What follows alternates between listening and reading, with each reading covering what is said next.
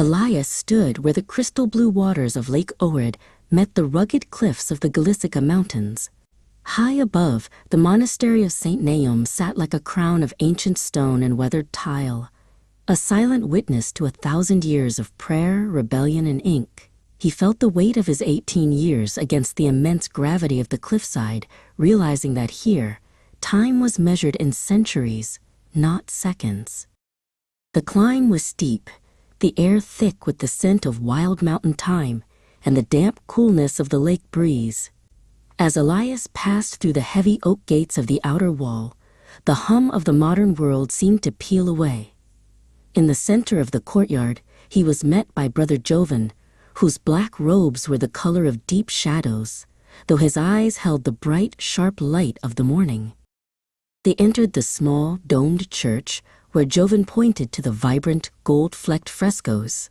"Here," the monk whispered, "is where the language of the people was first given wings. Saints Cyril and Methodius didn't just create an alphabet, they gave a soul to a culture." Elias leaned in, mesmerized by the ancient glagolitic characters that seemed to pulse with a hidden life under the flickering candlelight. "History is a relay race, Elias," Jovan said as they looked out over the water. "We have kept the flame here, but the road continues south. To understand the strength of the stone, you must see where the empires met." With a final nod to the monk, Elias boarded a bus headed for Bitola, watching the landscape shift from the ethereal blue of the lake to the golden rolling hills of Pelagonia. Bitola greeted him with a different rhythm. The city of consuls was a tapestry of grand neoclassical architecture and bustling energy. On the Shirok Sokak, the famous pedestrian street, Elias met Vedran, a local student with an easy smile and an encyclopedic knowledge of the stones beneath their feet. "Ohrid is the spirit," Vedran said, gesturing to the elegant balconies, "but Bitola is the crossroads where the world came to talk." Vedran led him to the edge of the city, where the ruins of Heraclea Lyncestis lay nestled against the green hills. They walked through the ancient Roman amphitheater, the sun-warmed stones singing of forgotten plays and cheering crowds.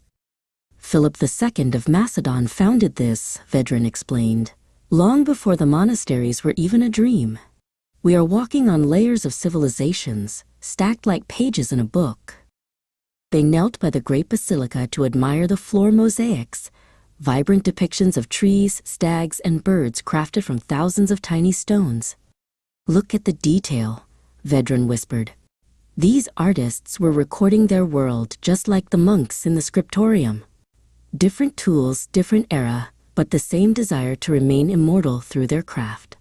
Elias touched the edge of a mosaic, feeling the pulse of a 1,000-year-old heartbeat. Returning to the city center, they stood beneath the shadow of the Sa'at Kula, the great clock tower.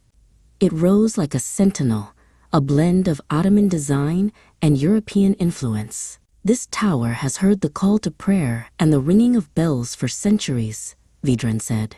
"It doesn't just tell time, it tells the story of how we survived by embracing every hand that passed through these gates."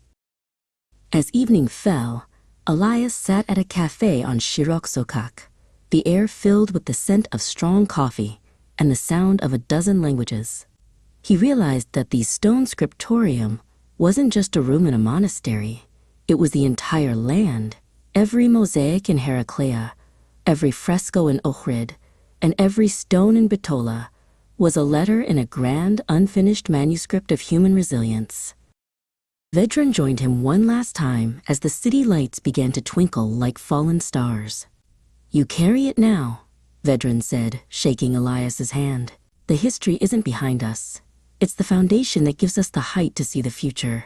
Elias nodded, looking from the ancient ruins to the modern city, ready to carry the weight and the light of these stones back into his own world.